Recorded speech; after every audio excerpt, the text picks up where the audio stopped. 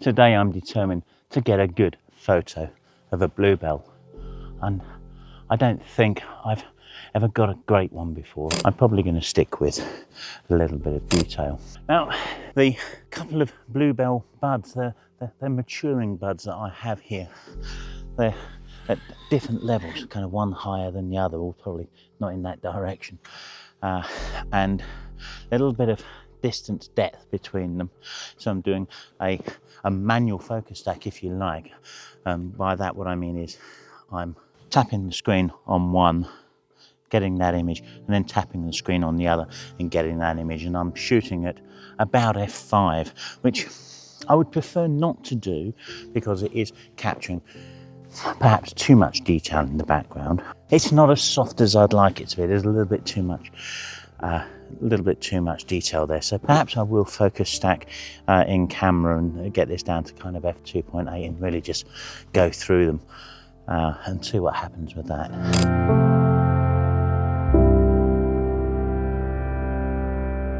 But what I really want to do today, as much as I expect that image is rather nice, is get a number of bluebell images that are very soft, really ethereal, dreamy kind of feel to them.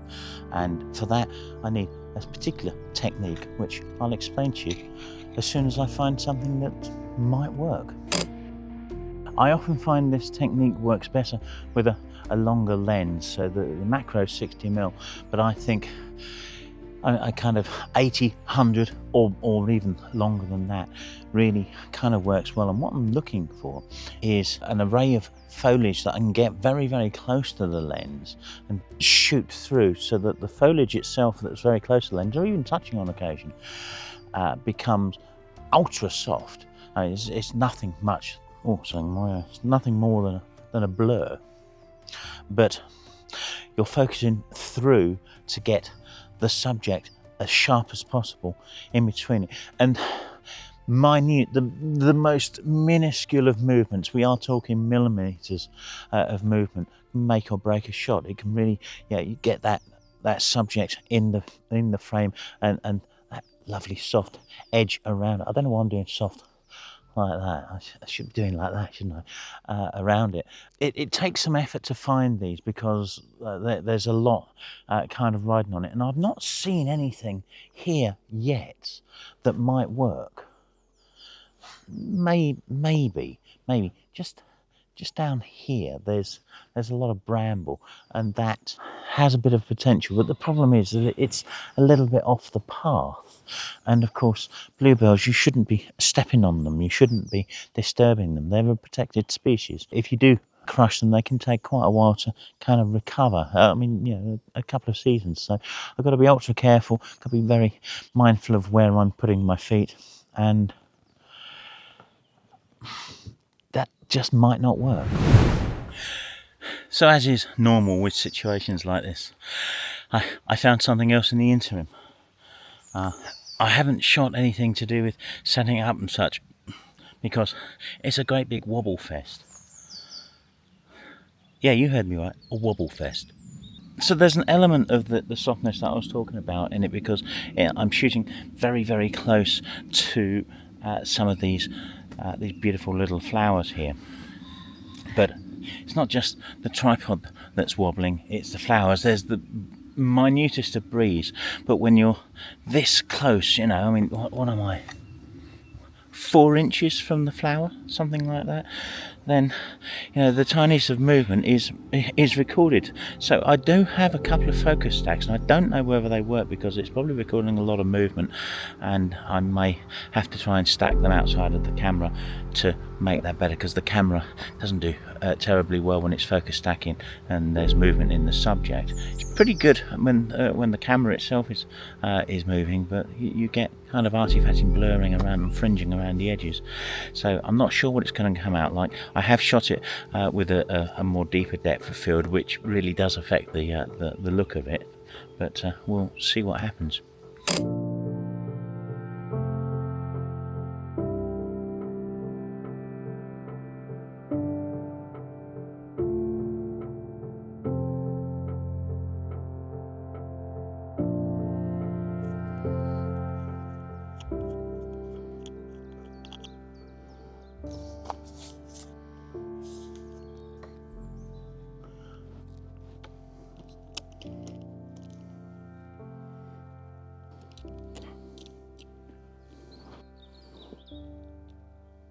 Well, I've managed to find something that kind of works here. You can see just how close the lens is to this cluster just here, but of course that's not the subject. The subject is the very same flower that I shot a minute ago. This tripod hasn't moved, so it's still got the light over the top of it, and I'm shooting right the way through this, and it's creating that lovely misty blur to it. It's a shame that there's kind of nothing else between the lens and the subject. There's a big gap here, and it would be nicer to get something a little closer so I could get the subject somewhat larger in here, because this, I'm zooming in at 150mm here, so yeah, it's as good as I can get with this particular subject, but I think it's rather nice.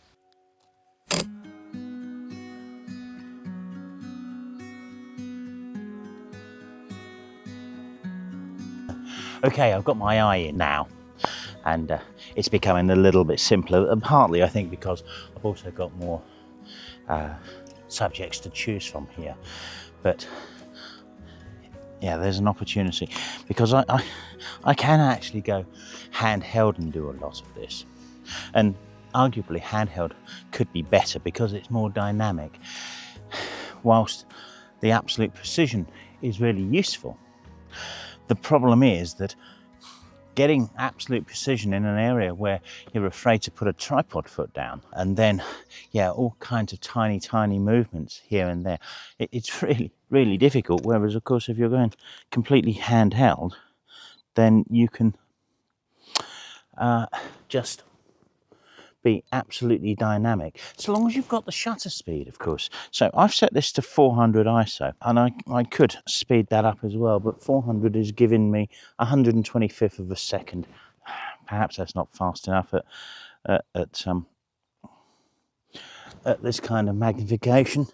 We'll go to 800. I'm not too worried because the denoising software is excellent these days, and on that subject, DxO Pure Raw 5 is out, and I'm going to be taking a look at that a little bit later with some of these, and seeing just what that's capable of.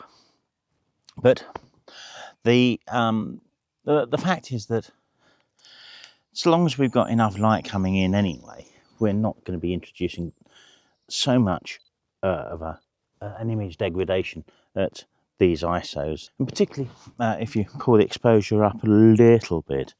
But the trick with a lot of this is actually trying to get focus, because you can see how close I am to these here, but the subject is somewhere off in the distance. I'm not even certain what that subject is yet, but obviously we have to find something, and I'm just kind of going through and seeing what is being picked up.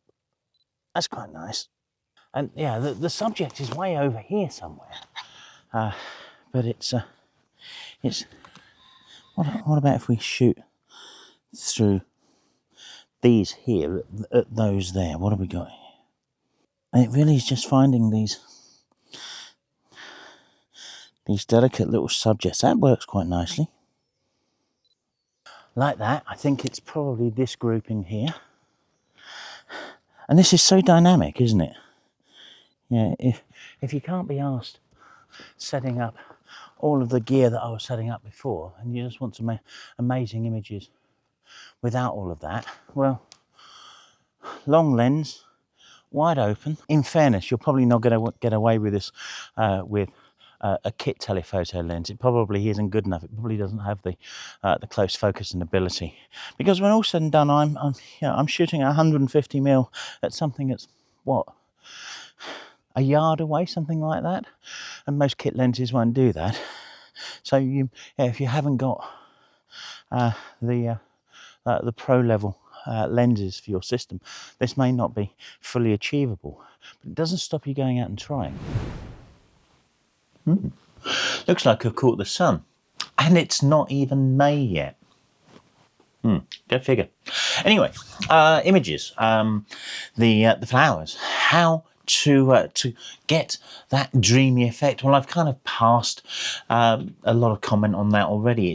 It's getting very close to, let's just, I spy this on a shelf. Honestly, it wasn't put there for this purpose, but it's very much this whole idea of kind of getting real close and kind of looking through and having gaps and such going through it to be able to see what it is that you've got in focus further up. Look, that kind of thing. Although the camera is stupidly focused on the plant, but that's the process by which I'm going through here. And if you have a very thin depth of field, big wide open aperture, you can get some really good soft bokeh. Really, I mean, it's not even bokeh, it's just the notion of colour. It's just this really can I even get this to kind of do it?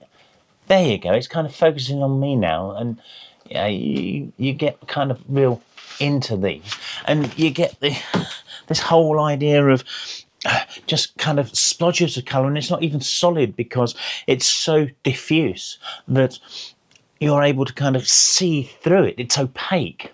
No, it's not. It's semi-opaque. It's translucent, and the dreamy effect of it is great. But let's not also ignore the opportunity to post-process here, because a number of the images you've already seen have gone through a process whereby I've done a lot to them. Let's put it that way. Now, if you want to see how much I've done to them, then there's a companion video to this in the member section. So if you remember, you can go and see that. If you're not, then please feel free to join the channel. It's not a great deal of money, and you can go and see how the processing of these really kind of changes things. But the point really is, you can do this with so many things. Obviously, it works really well with flowers. I've got another image up here. Bear with me. Now, a framed image. You can see how, again, this just some kind of daisies or something there.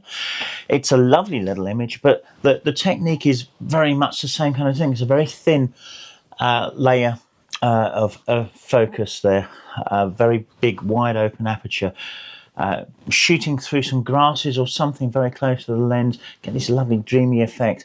But you do need to try and get at least something in focus with them, and this is, I think, the point. You don't have to have a big array of focus. Really, you want to make this as simple as possible, and some of these images are a bit too complicated. They're not as good as I'd like them to be. But this is partly down to me wanting to finish the video. It's partly down to my knees. It's partly down. I can make all kinds of excuses. It's partly down to practice, and I think this is the really important point. Is if you practice this, you really get your eye in. If you can get out there and do this as often as you can, and of course it doesn't have to be bluebells. I mean, as this image shows, it can be any kind of summer flower, daisy there. It's just you, your camera, and these bloody horrible shadows I'm noticing. But anyway, served me right for setting up a home studio very quickly to get it done before I've got other stuff to do later. The point is that, as with everything, the more we practice, the more we understand ourselves. I can't tell you how to do it. I'll give you the basics of shooting through something to get that diffuse, ethereal, kind of dreamy, wispy look. But it's up to you to go out and do it. One of the things I think you need to bear in mind, though, is, for example, at the minute there's an awful lot of fields of rape oilseed rape out there, you know, yellow everywhere. And I think if you were to try it with something like that, where the entire colour is yellow, little bits of green, of course, I think, I stand to be proven wrong, but I think you might find that that's a lot more difficult, because you won't be able to get the like here, the colour contrast between the white of the flower there and the massive yellow in the background, because there won't be anything white, everything's going to be yellow. So do try to get some colour contrast in there, and if you can isolate something so that you're very clearly focusing on one thing, and everything around it is perhaps a different colour or far enough away from it. That's the key stuff for a lot of this. Colour contrast is really important to this. I'm not sure what else to say about it, to be perfectly honest. Don't be afraid of shooting into the light. That may work very, very well, but may require you to do some more post-processing later. It should give you higher shutter speed, so you know your issue of movement and such should be reduced. Don't be afraid of shooting into the darkness either, so long as you've got a luminosity contrast between your subject and the background, then that's going to work as well. But the post-processing is the kind of thing that's really going to lift one of these images, because yeah, you could set things up. I mean, I will often pull back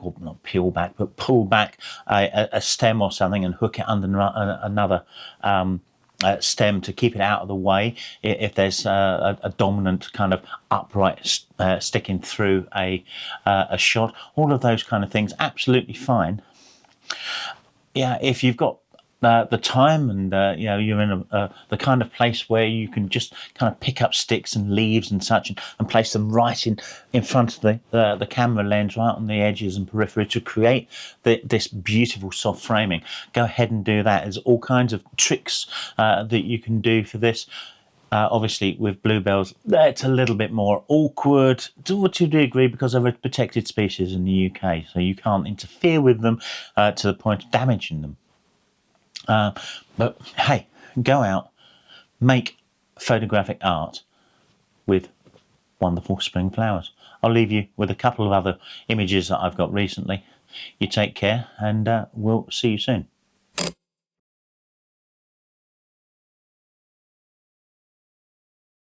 I sought some critique for this image from the 617 Club members, and what they came back and said is that it might look better if the bluebell was a little higher in the image. So I cropped it, re-exported it, and this is the result. What do you think? I mentioned Pure Raw 5 in the video, and the algorithms from that have now been embedded into Photolab 8. And I will quickly show you a slider between the before and the after of the denoising, because it works very, very well on areas of kind of solid colour, which is what we're getting in the background of many of these images.